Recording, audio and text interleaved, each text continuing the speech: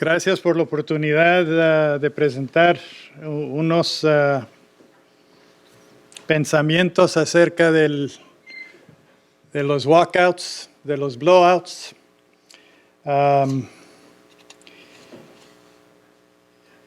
Es importante, yo creo, tener nuestras historias, pero más importantísimo es decirlas, compartirlas, en particular intergeneracionalmente.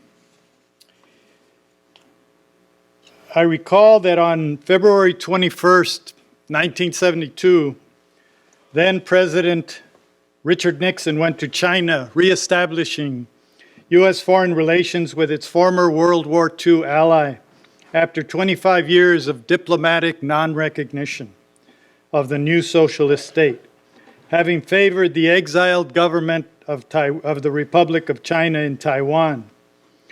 As a result of this détente, the network broadcast media had a lot of special shows about Chinese society, history, and culture. I remember one older gentleman who had walked with Mao Zedong and had been active in the Revolution of '49, who was asked by a reporter to identify the greatest challenge facing the revolution in the early 1970s. He replied, I quote, "The challenge is to teach our young children what it was like before the revolution and why the revolution was necessary." His point was not lost on me. If the revolution was to continue, the young born after it could not easily see the contrasts, the differences, the changes sought in building a new society. The transmission of history is an extremely important task in understanding our current situation, in guiding our social and political engagement and activity. That means that we must have our own stories identified, recognized, and taught.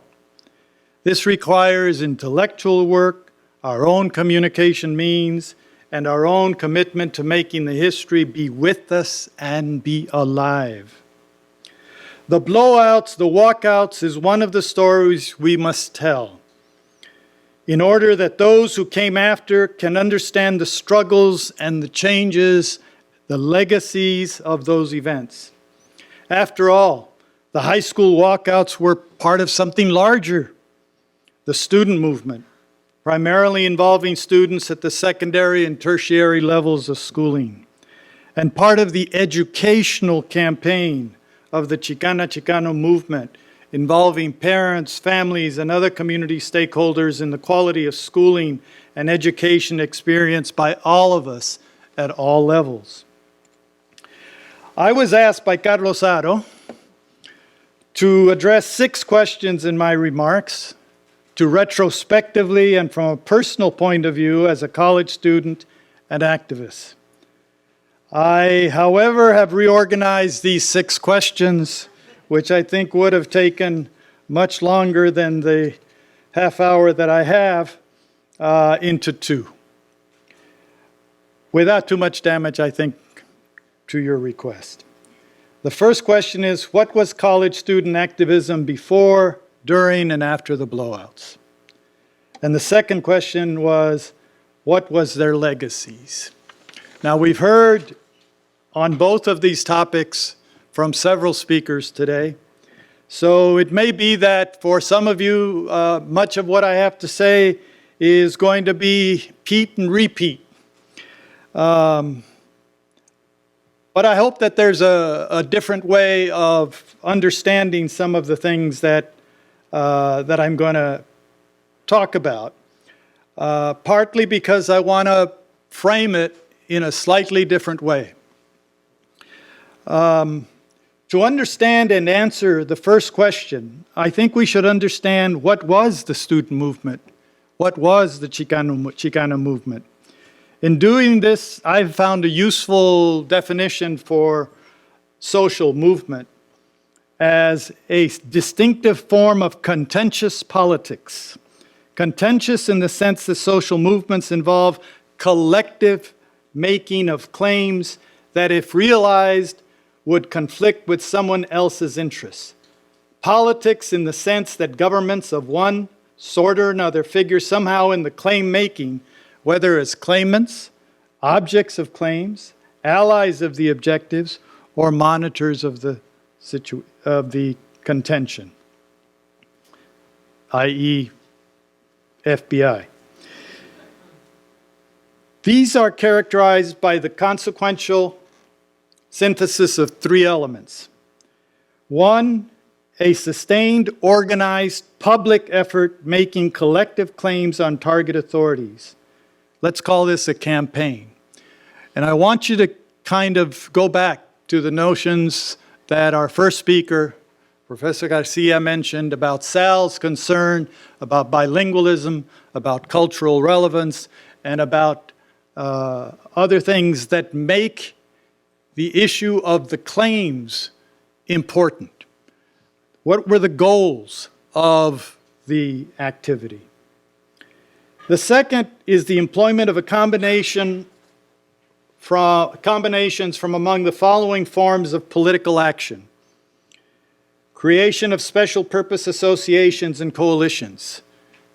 Organize, organize, organize. Okay? Public meetings, solemn processions, vigils, rallies, demonstrations, petition drives. We can call this a repertoire of actions. That is, no movement has a single form of activism in trying to achieve their goals. Gene Sharp, who died recently, is a well-known organizer, has a website where he has more than 100 different kinds of actions that he considers nonviolent. And so we know that there are many different kinds of activities, of actions that form part of this repertoire of activism. He divides those nonviolent actions into three categories. Demonstration, where something is just being made visible, like in marches or rallies. Withdrawal, like strikes and boycotts, where one refuses to be complicit in the negative activity of whatever the claim is. In our particular case here, we're talking about the way schools were run. And they weren't run unintentionally that way in relationship to Mexicans. The third is that there has to be some form of ideology of a appeal by participants in these social movements to public representations of the worthiness of the cause, where there's unity or consistency of agreement about the cause, that it is feasible, manageable, where there are numbers that of people that are involved in the movement. And lastly, that there's a commitment that in effect, I think, reflects a moral value or basis on which the cause itself is worthy to pursue. As a social movement then, the Chicano movement was a people's movement with multiple campaigns within it. We know very much about the farm worker campaign, organized and led by the United Farm Workers Union, where actions and organizing were at the point of work. Okay? The land grant campaign led by the Alianza Federal de Mercedes, organized in Nuevo Mexico y Colorado amongst collective cooperative grantees. The barrio and civil rights campaigns led by many local and regional organizations and networks over many issues: welfare rights, police brutality, political representation, and yes, education and schooling. All of these campaigns promoted mass actions amongst the Chicano, Chicana, Mexican people, and these were cross-fertilized as a public across campaigns, joined together by the symbolic, if not ideographic, if not common or uniform notions of Chicano and Chicana, of Aztlan and of La Raza.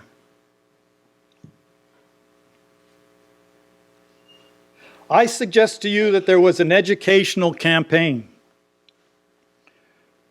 with different organizations and different claims. The walkouts were a nonviolent, explosive, significant action within the educational campaign of the Chicano movement, seeking institutional reforms in schools to accommodate Chicanos and Chicanas, improve our life chances, and seek social justice in society at large. If all we do is celebrate the action of walkouts and talk about the significance in terms of numbers and in terms of length, and do not talk about the goals, the purposes, the ideas that were being sought, then we're not doing a very good job of understanding our story.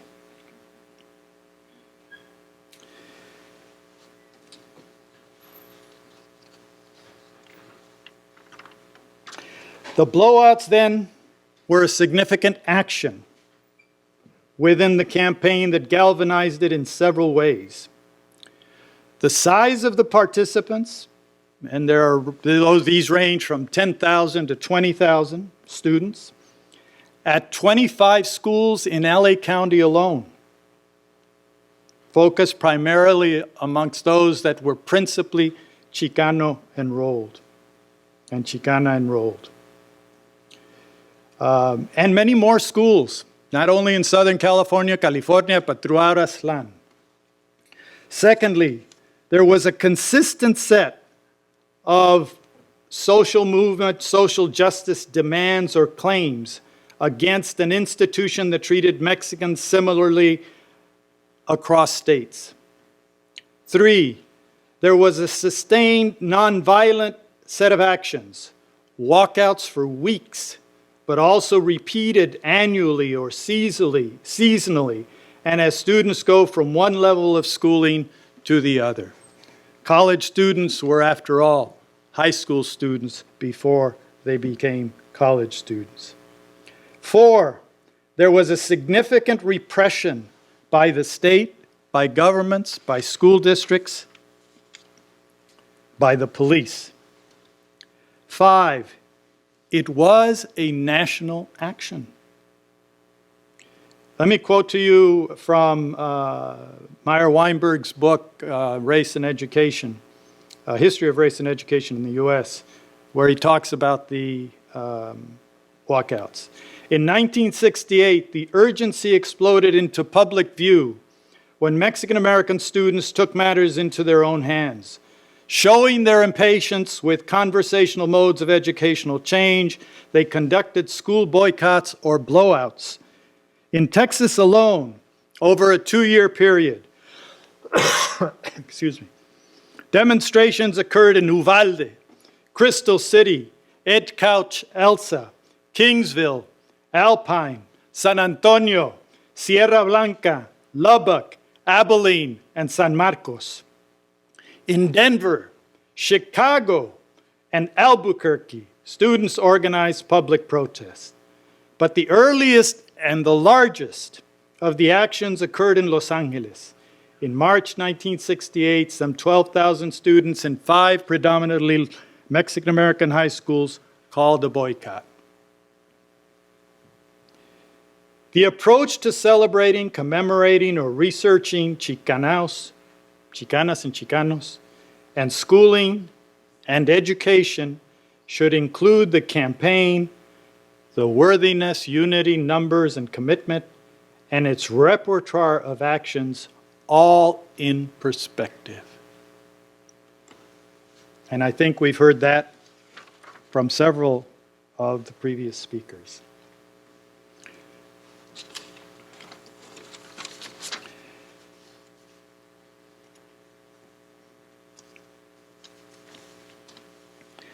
Regarding the second question about legacies, I want to suggest that More broadly, that we need to reflect on the history and the context of these community educational campaigns. And I would like to suggest that we connect at least 4 legacies to the walkouts.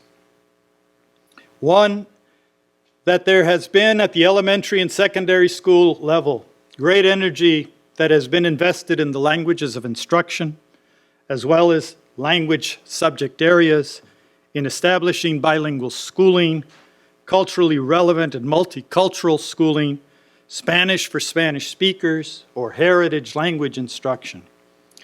The biggest and most controversial of these have been our struggles to obtain schools that teach in a language that is understandable to all our kids through bilingual education. 2, Chicana studies in colleges and universities as one of several strategies promoted by Chicano communities and movement efforts to improve schooling for Chicanas and Chicanos. The development of Chicana and Chicano studies at the 3 levels of schooling as a way of cultural curricular reform, but also with a switch or the development of a different epistemology. 3, more radically, that the Chicana and Chicano community has also pursued the development of alternative institutions of education at the elementary, secondary, and tertiary levels.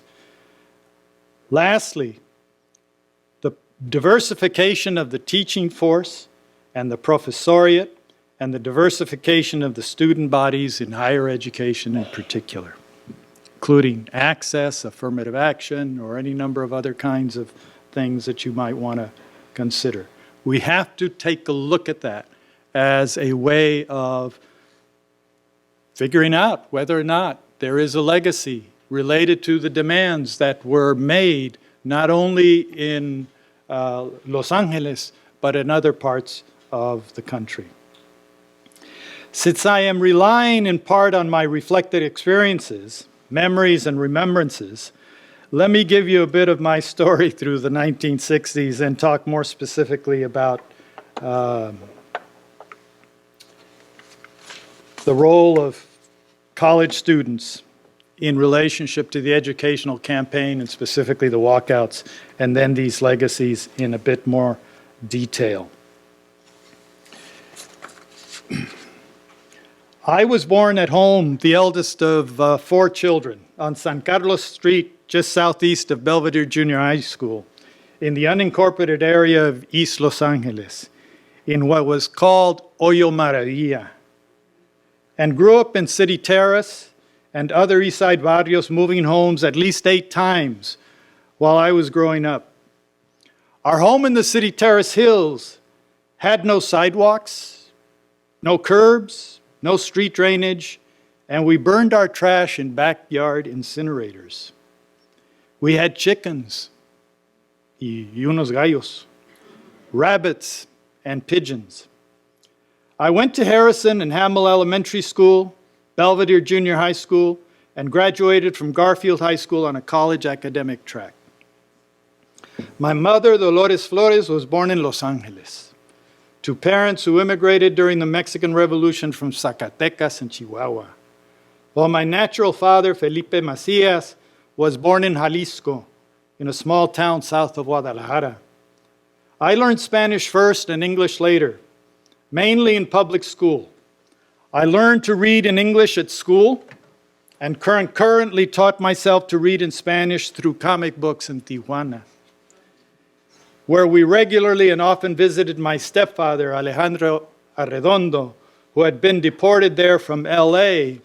and who died there in 1958. These visits affected my growing up, although I didn't recognize their significance then, but accepted them as they were. My school experiences were similar to many other Mexicans in the U.S. I started elementary schooling in 1952. Seems like a long time ago. Before Brown versus Board of Education in 1954 and 55. The U.S. Supreme Court decision ending legal segregation and mandating racial integration.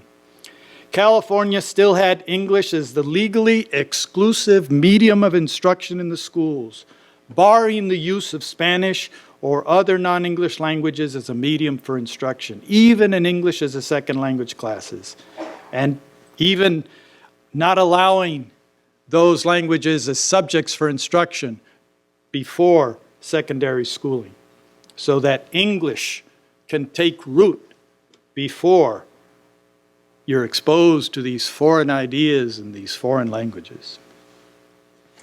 The curriculum was not only absent culturally relevant content, but the fidelity of its delivery and quality of instruction was also suspect.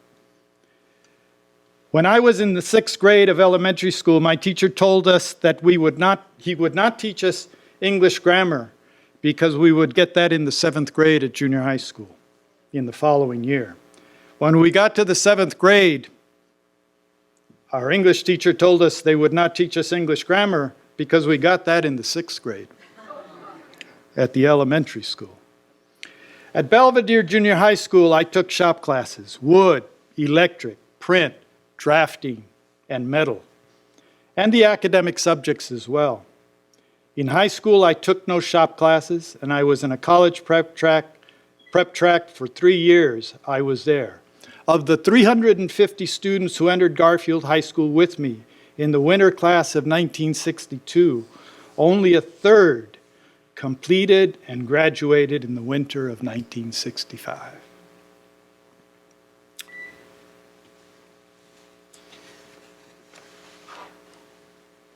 I was involved in many extracurricular activities in both junior and senior high school.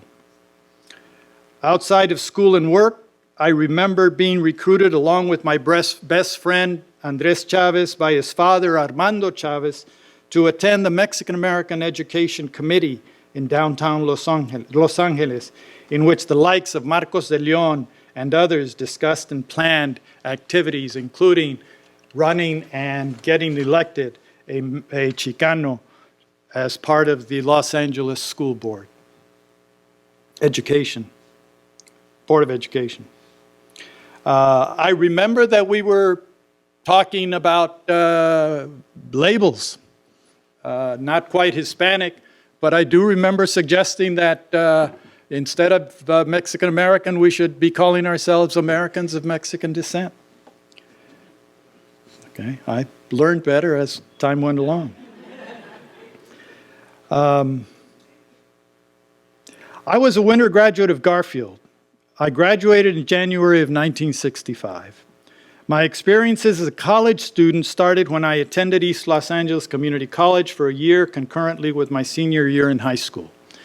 And after graduation from Garfield High School, I entered UCLA in February of 1965 and again enrolled at East Los Angeles Community College for the following 2 summers of 1965 and 1966 to satisfy general education requirements for my undergraduate degree at UCLA. I had been recruited to UCLA by Ann Allen, who was then the director of the New Educational Opportunity Program in its first year of operation, 1964-65. Through her efforts, a number of Chicanos were admitted to UCLA for and during 1964-1965, partly because the EOP program had concentrated on admitting black students the first year, and there was a need to racially diversify the student admissions. Of the 4 Chicanos that were admitted to UCLA in the fall of 1964, not all continued that year except for one. One decided to go to community college to beef up his academic skills before he came to the university. That was Jorge Aguiniga from Lincoln High School. Another one dropped out and decided to go to not to go to college right then. I forget what the third one, well, George Nunez, Roosevelt High School, did in terms of not continuing. He dropped out, didn't he, Carlos? No? Did he continue? And he finished? Great, okay.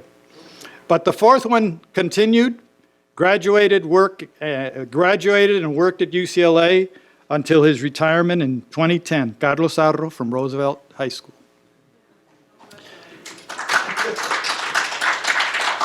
I came into UCLA in late January 1965, midway of EOP's first academic year.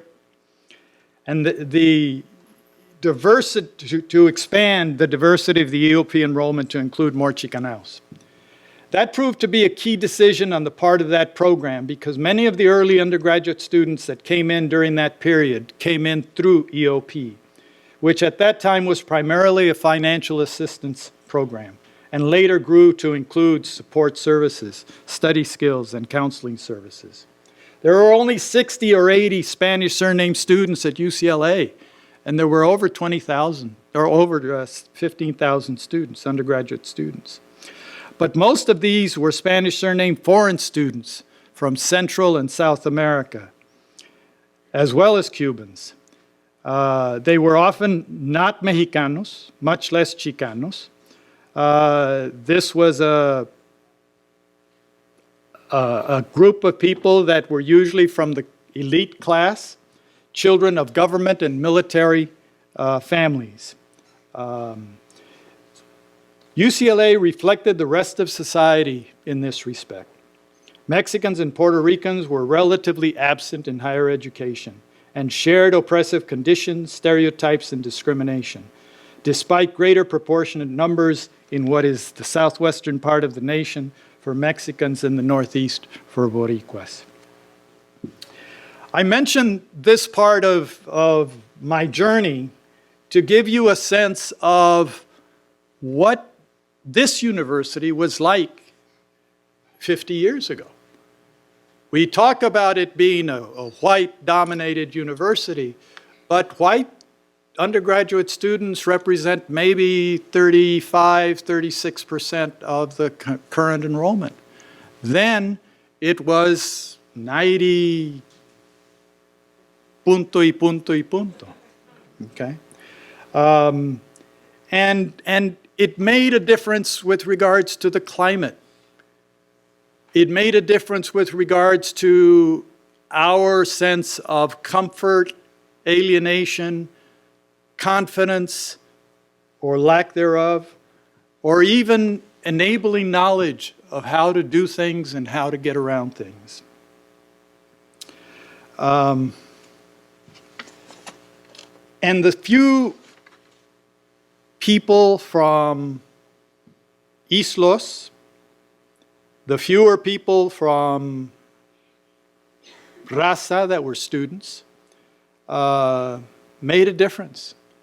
Because while we could connect in, say, the dormitories if we were there, there wasn't very much of an opportunity to interact or to identify each other.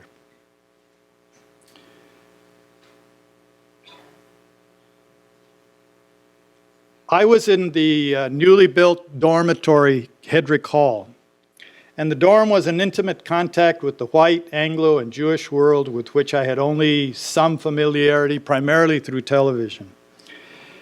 I identified the image of a college student as the goateed beatnik Maynard. I don't know how many of you remember the program Adventures of Dobie Gillis.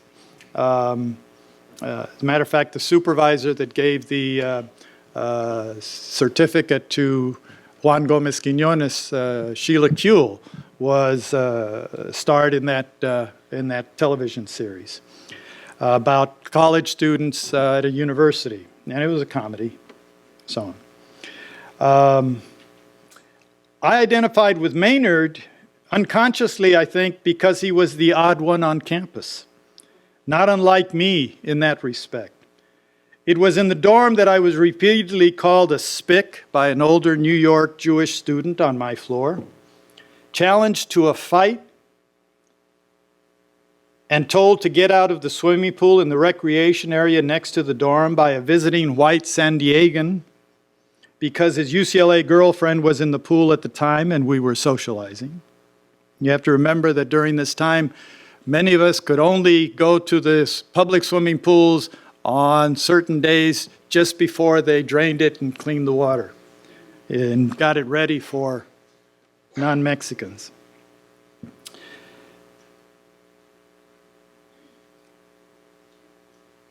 And I was dismissed as a greaser by a fellow Hedrick dormie in the dorm's pool hall when I insisted I was Mexican and not Spanish or Portuguese when he asked about my surname.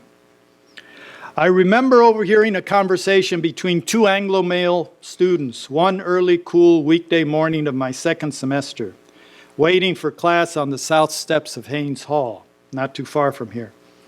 One of the students was asking the other, "Why are you wearing torn blue jeans? You can afford anything you want, including clothes." The student responded by agreeing and said he could buy anything except poverty. And so he wore the torn jeans to make a point.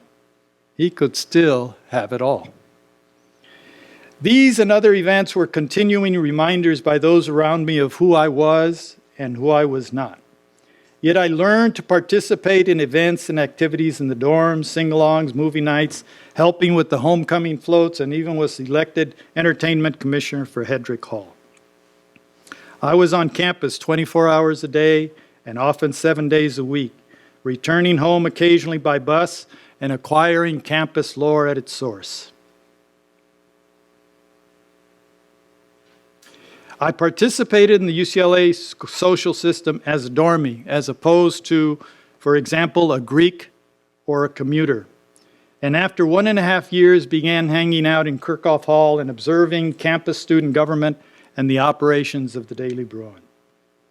The occasional bus trip home reminded me of the stark demographic cocoon that was UCLA as an overwhelmingly white Anglo and Jewish school, in students, faculty, and staff, with little racial, ethnic, class, and even age diversity. In my Subject A, or Dumbbell English, class essay, I wrote about loneliness, alienation, and even implied suicide. As it turned out, the instructor of that course had actually killed himself over the weekend before I turned in my essay. So the idea of alienation and loneliness and cultural relevance was not just a psychological or a mental health kind of thing. The first UCLA, well, let me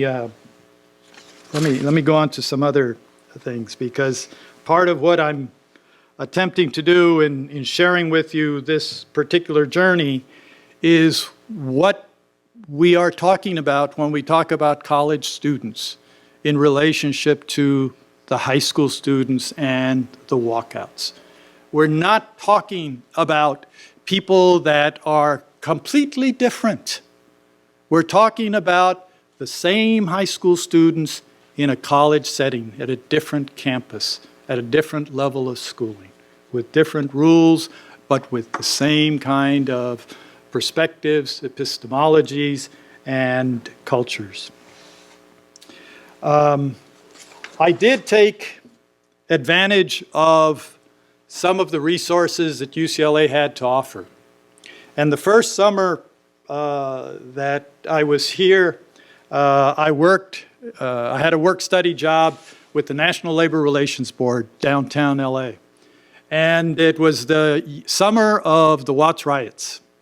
And I remember, in particular, the walking down Broadway, south from the Placita, and seeing these big trucks, National Guard trucks, with soldiers around the bed of the truck, with their M16s hanging over the side of the rails of the truck, pointed at people on the sidewalk as they slowly cruised the boulevard. It was a reminder of any number of things, but this was not Watts. This was downtown central LA. In the following academic year, I was writing a term paper about the riots, about the Kerner Commission report that talked about the society dividing into a white and a black society, and wondered, well, ¿y nosotros? ¿Dónde estamos? The second summer, I had the opportunity to go to Washington, D.C. on a program called the Washington Internship Program, where you basically could work in a government agency or in the member of Congress for your district for the summer. And so I worked in George E. Brown's congressional district office in the Capitol because he represented East L.A. In that summer, he allowed me to go to a program in New York for 2 weeks where I lived in Bedford-Stuyvesant, a black neighborhood, and worked in Brownsville, which was a black and Puerto Rican neighborhood, to basically get an idea of urban conditions and problems. And I kept a journal. And I wrote up that journal when I got back to Washington, D.C., and turned it into the congressman, who then incorporated into the congressional record. I guess because he thought it was useful. And part of what was of concern to me in that journal was my reactions to the tolerance of poverty and violence in those communities, and that they were not alien to me. If it was happening to other human beings, then it happened to me. No man is an island. And I also got to see the government at work and how slow Congress moves. I sat in on some of the hearings of the House Un-American Activities Committee and saw Hoffman being taken in his revolutionary uniform outfit, dragged out by the Capitol Police from the hearing. So I got another taste of the police powers of the state. And how different the East Coast was from the West Coast. How different the culture was of east of the Mississippi from west of the Mississippi. The third summer, I traveled for the first time internationally to Tokyo, Japan, 13 cities in India, and Bangkok, Thailand, in a program sponsored by the University Religious Conference in UCLA called Project India. Again, I compared what I saw with Islos and Tijuana. I learned so much about what anthropologist Oscar Lewis was writing about as the culture of poverty while he studied India and Mexico. I also learned that if I didn't stand in the middle of the team when pictures were being taken, I would not be in them because I didn't look American. I learned about other cultures, culture variation, indoctrination, as a political strategy as we were prepared and supervised by the U.S. State Department to engage in one-way goodwill student exchange. But here's the kicker. This was 1967. When I returned to UCLA in the fall of 1967, the climate and tenor of activism was different, accelerated. It appeared much had gone on over the summer while I was gone. There were more Raza students on campus, new organizations, including the United Mexican American Students, and more issue activities and activism against the U.S. war in Vietnam, the sexual revolution, Black power, civil rights, the emergent Chicano movement. I joined UMass and met new students and felt socially supported, culturally uplifted, and politically engaged. So from the standpoint of what the Chicano movement and Chicano organizations, particularly student organizations, did for students is what much of what we were talking about earlier, that Chicana and Chicano studies or bilingual education should be doing in a formal institutional way. El movimiento era una educación experiencial. Okay? And we talked about it in terms of raising consciousness, but it was also learning about ourselves, our history, our culture, our diversity.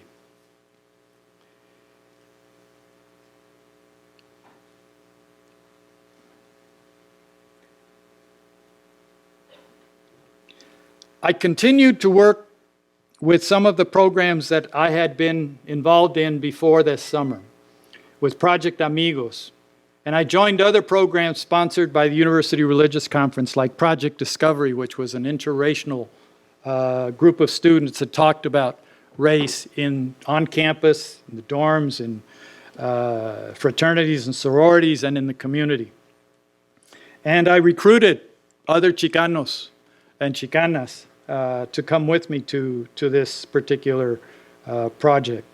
And to UniCamp, which took students usually from poor conditions to camps in the San Bernardino Mountains for a good time and for some mentoring in relationship to college. I worked with the Black student unions to help organize the Teen Opportunities Program, to bring high school students to campus for college exposure, as well as to the San Bernardino Mountain campsites for college advisement and mentoring between college and high school students. I co-directed with Carolyn Webb, who was part of the BSU, but also was elected the first Black homecoming queen of a white university, and who later, as it turns out, in one of those forms of political coalition, became my wife, and I became her husband. We co-directed the first teen session of UniCamp, primarily for and with Chicanos and Blacks. I saw my first issue of La Raza newspaper in East L.A. that had information on schools, Raza dropout rates, and much more. I helped organize with Moctesuma, Esparza, and Susan Racho, who later became my comadre, the first Mexican-Americans of the Southwest Symposium at UCLA in February of 1968. I guess I'm not doing this right, huh? This was the first question. This was the second question. This was part of the, well, I'll come back to this. But you can see where, for the EOP program and then later the high potential program, the number of students that were coming in, Mexicanos and Mexicanas, through those programs. In EOP, from 1964-65, when 13 came in the following year, it increased 560%. Only 86, however. 66, 67, 184. But then 67, 68, you begin to see the numbers are going higher and higher. So this estimate of the increase of Raza students that was mentioned this morning, that Sel had indicated that from in those few years, UCLA Raza students went from 200 to 2,000, is not all that far-fetched, okay? The High Potential program was an alternative admissions program with support and transition courses that was started in 68, 69, 69, 70, and then was ended in the last year of 70, 71. The second symposium that this is, oh, well, this is me at the LA School Board sit-ins. I think I'm saying something and I'm showing something. This was, let's see. Oh, here's the symposium. You can see it was Reyes Tijerina, Cesar Chavez, Cesar didn't come, Luis Valdez came in his stead, Ralph Guzman, Bert Corona, and the second symposium of the Mexican-Americans in the Southwest was in 1969, March, and then in the fall of 1969, Mecha, UCLA had what we think is the first Chicana symposium in higher ed called Corazón de Aztlan that featured Alicia Escalante and the welfare rights, Jerry Gonzalez, Crusade for Justice, Alicia Hernandez, Brown Berets, Dolores Huerta, farm workers, Pepita, it should be Pepita, not Pepita, Martinez, editor, El Grito del Norte, Nuevo México, Susan Racho, Mecha UCLA, Enriqueta Vázquez, El Grito del Norte, Nuevo México. And this is 1969.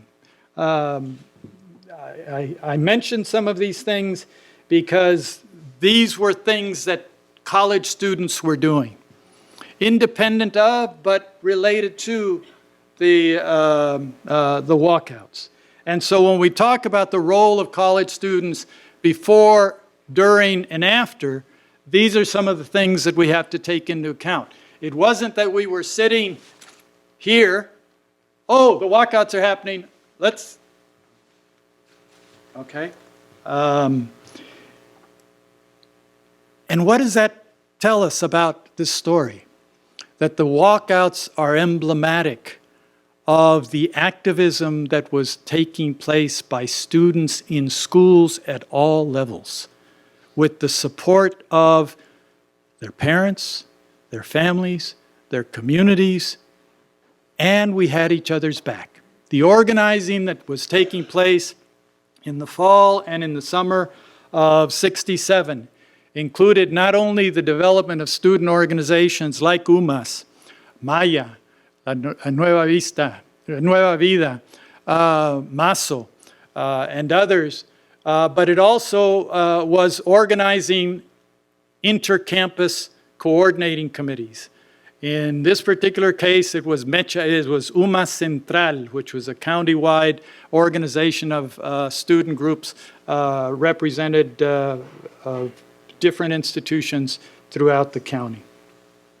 I've been trying to put together a chronology of much of this work at different levels of schooling.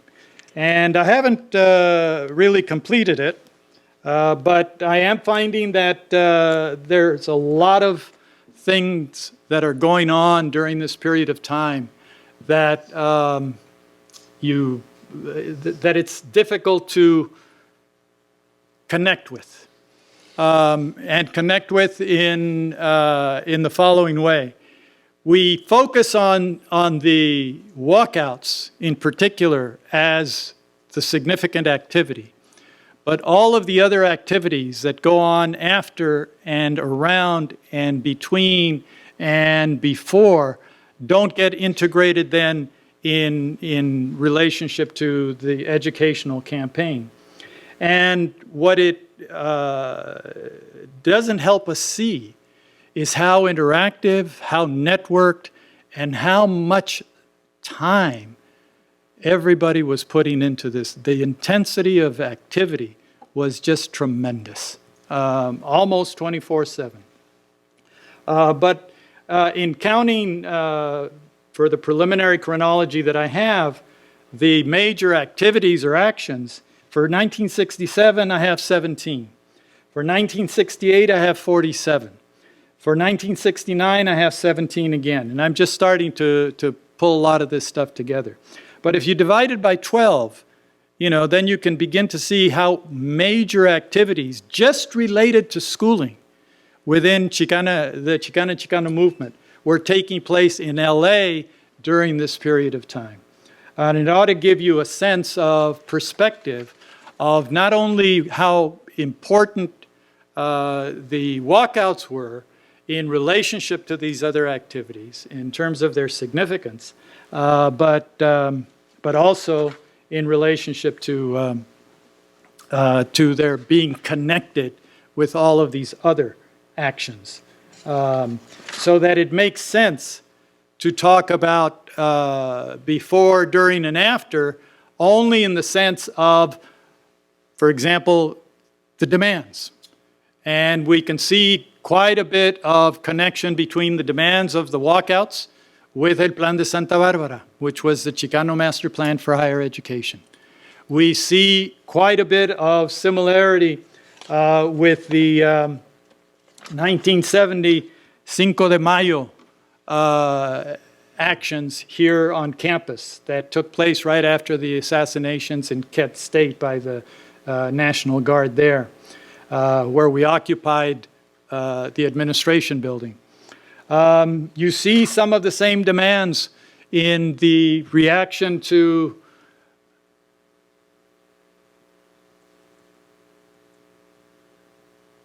this fraternity party called Viva Zapata, where they have a picture of the Mexican flag, but with a different bird in the middle.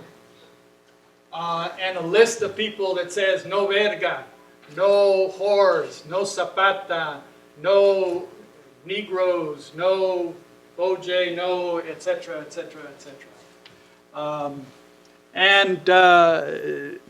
You know, this created quite a big stink on campus. And this took place in the May after the walkouts took place in 1968. There was a hunger strike in 1989. There was another hunger strike, a longer one, in 1993. Where the departmentalization of Chicana and Chicano studies was denied twice by the administration. And the hunger strike and the hunger strike agreement created a new academic unit, a Center for Interdisciplinary Instruction, named for Cesar Chavez, who had just died the week before the hunger strike started, and included Chicana and Chicano in the title as something that was particularly demanded by the hunger strikers. And these were students, a faculty member, a high school student, and a community member. So again, we see the interconnections while it's taking place on a campus and students are involved in principle and the motive force. They're not isolated and they're not defined exclusively by their student status. The departmentalization of that Center for Interdisciplinary Instruction took place in 2004. And it was after the development of 10 consensus goals in 1999. And those 10 consensus goals share a similar reflection to the walkout demands. So you see that things are continuing in this campaign. And in many ways, the organizations that were created during the walkouts, UMAS, which became MECHA, the Brown Berets, and a number of others still continue today. A lot of movement organizations continue today. And while we can see that as, well, you know, just take it for granted, it is a legacy of that activism of that period. So if we were to talk about legacies, I mentioned that there were 4 that I would suggest. And I won't go into detail on all of these because I think in some ways there has been already some attention given to them. But I do want to kind of give you a sense of not only the continuity, but of what some of the gains and some of the things that we are still struggling to gain in these 4 areas. With regards to Chicana and Chicano studies, mentioned that there are lists of these programs. And Acuña, in his book on making Chicano studies, published in 2011, included 127 institutions that had 132 degree programs across 28 states. 43 of them were named Chicana and Chicano studies, 12 Chicano and Latino studies, 41 Latino studies, including Latin American studies, 30 ethnic studies, and another 6 were named something entirely different. In 2005, the National Association of Chicana and Chicano Studies completed a directory of what they called Chicana and Chicano Studies programs, but it also included Latin American studies programs, American study programs, domestically and abroad, okay? Because Chicana and Chicano scholarship has been of interest to people in Europe, in Russia, and in other places around the world. They estimated that there were 400 such programs, okay? The court case in Arizona against the legislation that banned ethnic studies and was selectively enforced against raza studies in Tucson relied on the numbers in the Knox amicus brief. And so they had a different sense of what raza studies could be outside of Tucson as well as inside of Tucson. But they also accepted an analysis, a discourse analysis of the emails, the speeches, and the conversations and the documents of the principal legislators who put together this law. And what they found was that there was a definite anti-Mexican animus in motivating the law. And as such, it then became unconstitutional. And this was a decision that just took place this last September, okay? That discourse analysis was done by a group of people headed by Otto Santana here in the Department of Chicana and Chicano Studies. So epistemologically and infrastructurally, and I would disagree with you on this one point, Professor Garcia, that I think they both have to be looked at. And particularly because of the weakness and the ups and downs in terms of the infrastructure for Chicana and Chicano Studies. Mainly because Chicana and Chicano Studies is no longer interdisciplinary. It generally seeks to answer the three questions. Who are we? What's our situation in the world? And what do we do about it? And it has to be historicized, contextualized, and politicized. And it needs to take a look or shift its work through four lenses: race, class, culture, and gender and sexuality. Not just one, not just two, not just in sequential fashion, but in an integrated way. Otherwise, it's not Chicana and Chicano Studies. It's Chicanology. That is the study of Chicanos from a disciplinary standpoint. Or part of it is identity scholarship, but not Chicana and Chicano Studies. It may contribute to Chicana and Chicano Studies if it is drawn into that literature and that scholarship. But if it's not, then it's still a fragmented scholarship on Chicanas and Chicanos as a people. The nature of bilingual education, it was a national and a state struggle. And I'll only indicate that we went through ups and downs, including Proposition 227 in 1998, which basically changed the mandatory bilingual education law in the state to one that was optional, and the default was structured English immersion. But just last year, Proposition 58 passed and overturned many of the elements of Proposition 227. So, you know, there are struggles that still continue in this way, but the objectives, the claims are still being sought. Alternative schools. In 1975, there were 12 alternative schools across 4 states.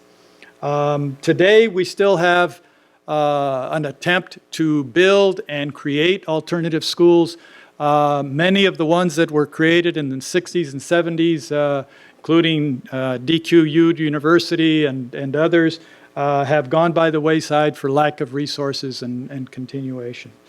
But today we have one of the more successful community schools using the charter program to teach in English and Spanish with languages that include Nahuatl and Mandarin. And those 4 languages within the school is framed as an indigenous school and is accredited by the International Baccalaureate Program, which says a lot for a Raza community school to take on that much. And they have built it K-12. They started graduating classes about 4 or 5 years ago. Some of those students have come to UCLA, others to other 4-year campuses, some universities, and to community colleges. So in that respect, it's been very successful. It's been operating for close to 20 years. I won't say much about the diversification of students, staff, teachers, and faculty, except to add a little bit to the information that was given to you by Professor Garcia in the following way about Hispanic serving institutions. In 2017, there were 472 institutions of higher education that were identified as Hispanic serving institutions, with 25% Razas or Latino students or Hispanic students in their enrollments. 209 2-year publics, 134 4-year privates, 105 4-year publics, and 24 2-year privates. I really need to explore how many of these Hispanic serving institutions also have Chicana and Chicano studies courses, degree programs, academic departments, or research centers. But one of the things that comes out of this whole area is something that Gómez Quiñones wrote a while back, where he provided an early assessment of Chicana and Chicano studies. And he said that perhaps the 2 substantive achievements of the Chicano movement of the 60s were the efforts to unionize rural workers and the impact on colleges and universities. Threatened from without and within continuously, Chicano studies has made significant contributions. The major contribution of Chicano studies has been an ideological struggle. Ideas, critiques, and knowledge. Never again will the level of ideas or the lack thereof fall to pre-1966 levels, regardless of the future of Chicano studies. Never again will the racists and the liberals define with impunity our community and subvert it ideologically, as was the case prior to 1966. Chicano studies further has strengthened, enriched, and deepened cultural awareness among all sectors of the community, not only students, as populist hypocrisy would have it. Importantly, Chicano studies has trained some technicians and of more immediate importance, teachers for the young. Regardless of the differences, a net increase of Chicano teachers has benefited the community.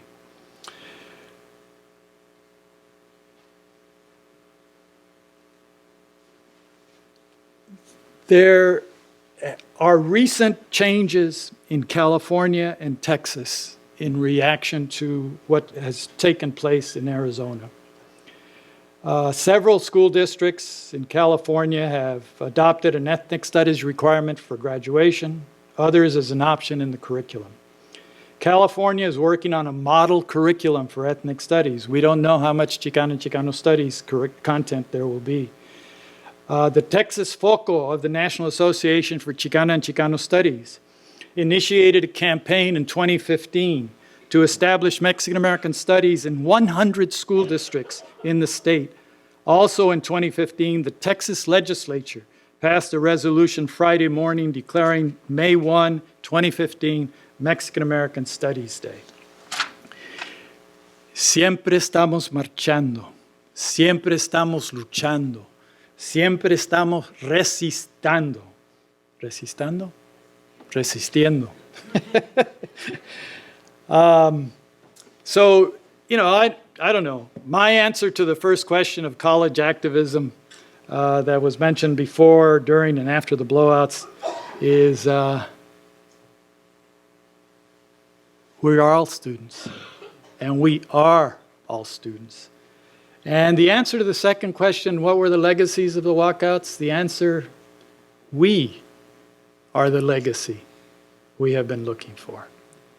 Otherwise, this lucha, this peleo, this resistencia would not still be going on. And if we can say thank you to all of the students involved in the walkouts, we should do so, and we should do so often, for they showed us the courage, not the way, but the courage to follow those actions for those purposes. Y por eso debemos tener agradecimiento. But more than that, el agradecimiento that is expressed by the telling of the story and the retelling of the story dentro de familia, porque ya estamos 3 generaciones aparte de los walkouts, en las clases y los salones de clase, en las universidades, en las escuelas y en las comunidades. Gracias.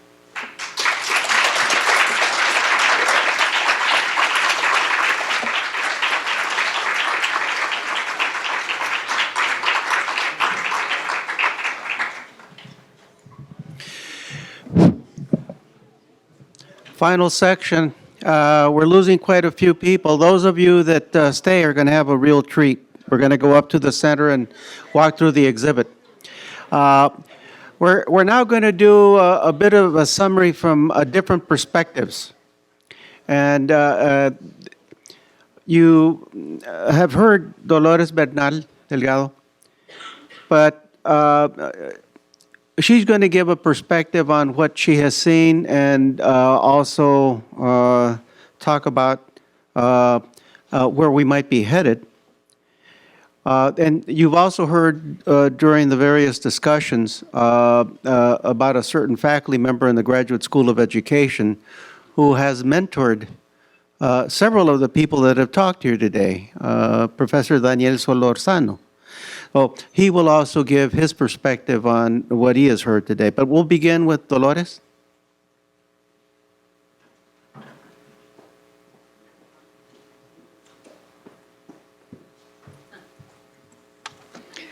So we're few but mighty that are left in the room. And I'm just going to take a couple minutes. I'm hoping that, so I'm going to defer some of my time because I'm hoping we actually have a little bit of time to hear from the few folks that are left at the end.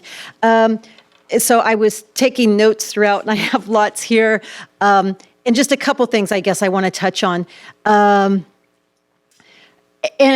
really, Professor Macías talked about some of them at the end, kind of what are the connections to then and what's still left. And one of the things that I heard come out a couple of times had to do with police brutality.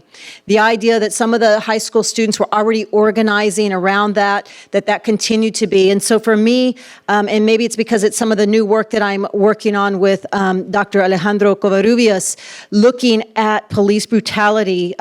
We actually have DA reports and are looking at, since 2000, there have been 832 deaths at the hands of law enforcement in LA County. 832 deaths. And we also heard that during the blowouts, a lot of the photos from that ended up in La Raza did not appear either in the news or in the LA Times because that was hidden. That was all the violence that was taking place in Roosevelt, in the parks wasn't there. And so for me, that becomes one of the things that we continue to have to talk about because implicitly, not really named then, I don't think, in 68, but implicitly is the idea of the school to prison pipeline and the police violence that's gotten worse and putting our brown and black men in particular, but women also into the school system and into the prison system. And so I guess for me, that's one of the things that I heard sprinkled in several presentations that I feel like I'd like to continue conversations about in terms of how do we combat the school to prison pipeline and deal with police brutality.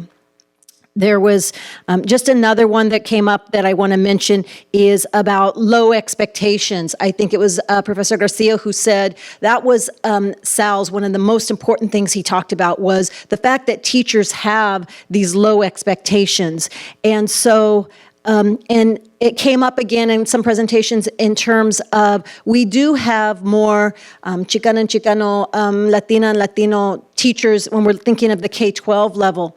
But what was also mentioned is the idea that sheer numbers aren't alone. I think most of us in this room, we don't want just brown faces if they're doing same-o. It's the idea of how do we, I think Sal called it, how do we have teachers who are change makers, similar to what I call the transformational mentors, right? Folks that are doing things differently as opposed to just having the brown faces, because what we're seeing now is there is a different teacher population in terms of ethnic, racial demographics than there were in 68. Still not representative of the student population, but in LA, we see that. And yet, sometimes in a lot of places, it's doing the same-o. And I think that has to do with our teacher education programs and how we're preparing those who are in the schools, everyone, but particularly Chicano, Latina, Latino teachers.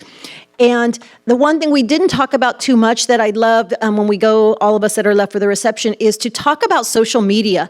Because again, I briefly mentioned it because I am a mom of 3 teenagers and I see how it, the negatives of it sometimes, but I also know that the way our youth are organizing now is so different than in 68. Is so different in, as Bryant talked about, the 70 walkouts and on. Really in the last decade or so where we've had the social media in terms of how the word gets out, how it becomes sometimes the sitio y lenguas that I talked about are on there. That becomes, it's not a physical space like Sal's classroom, but it is a space where our young people spend so much time. And so how do we think about it as a space to get woke, a space that becomes to develop the lengua that helps young people be woke, and then organize, not as the first resort, as Paula said, the walkouts were the last resort for the high school students, but in different kinds of strategies they can organize. So I'm just hoping that just utilizing social media in different ways for our young people might be something we can talk about either if we have time for questions or over at the reception. Thanks.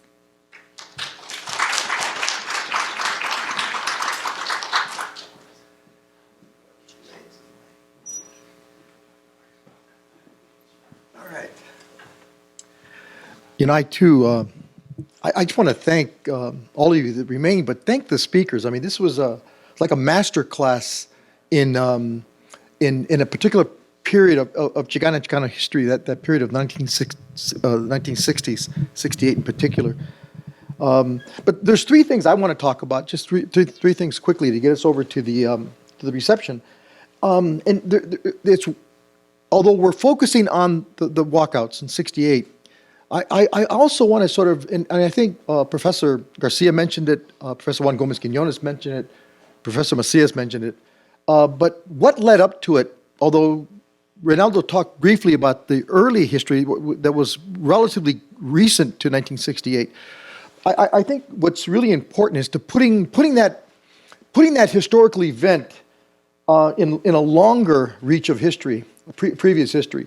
And I think Juan talked about the labor movement, and so the Mexican and Chicano labor movement that I think is really important because those were all happening long before the 1968 blowouts and other walkouts that were occurring, as Reynaldo mentioned and as Bryant mentioned, throughout the country at that time.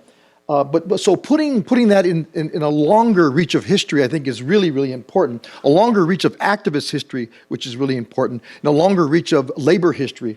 in immigrant rights history is really important. But also connecting it with the African American civil rights movement. And I think that's really, really critical. For instance, one of the lead cases, one of the 5 cases in Brown v. Board was a case in Farmville, Virginia. It was a case at Moton High School in Farmville, Virginia. It was a case where a 15-year-old high school student led a walkout of their school. And that was one of the 5 cases that were part of the board, the 5 courses that made up Brown v. Board. These were high school students that were walking out for the same reasons, almost the same reasons as how many years later? About 15 years later, they're walking out in the East L.A. Legacy schools, right? So again, there's this relational history. I think it's really, really important that we have to acknowledge. The second thing is during that period, there were other events that were taking place that many of the speakers alluded to that I think really had to be, we have to remind ourselves, and also that many of the players were making their way in between these organizations. There were participants in these many different organizations, at least during that period. And so someone mentioned, I forgot who it was now, the Chicano Moratorium Committee. The anti-war movement that was taking place during that period was really, really critical. And many of the activists there were parts of other activist organizations, both prior to that and after that. The Católicos por la Raza movement, this sort of movement to challenge the Catholic Church in Latina and Latino communities, I think was really active during that period as well. La Raza Unida Party is another one that we didn't talk about today that I think was really, really important, that was making its way through different parts of this region, but also in Texas and in New Mexico and in Colorado. Obviously, people were talking about the farm worker movement that sort of made their way into the communities. It made their way into the urban communities in the area of boycotts and strikes, et cetera, that made their way into various actions that existed within our community. Reynaldo mentioned, I think, and he did a very good job talking about the Chicano student movement and sort of the evolution of that movement. I was hoping that people would talk more about, although Harry talked about the art movement, but I think the art movement was really important during that period. The public art movement, the Chicano art movement was really important during that period. And I think some of the exhibits now that are part of Pacific Standard Time are honoring that movement, the movement around public mural art and its connection to the Mexican mural art tradition that took place, that was taking place during that time, but had a longer reach in history. And also the Chicano theater movement, also was a really important part of the movement that was happening both on and off campuses across the country. And then currently, I think I have a couple of sort of items I want to talk about. Reynaldo mentioned the hunger strike here. I think was really important in the establishment of a Chicana and Chicano Studies department here at UCLA. Also, got to read my, the immigrant rights movement, which continues to this day and will continue probably tomorrow and for time. We'll continue to talk about this. But actually, there's 2 events that were really important to what's happening right here today. In 2006.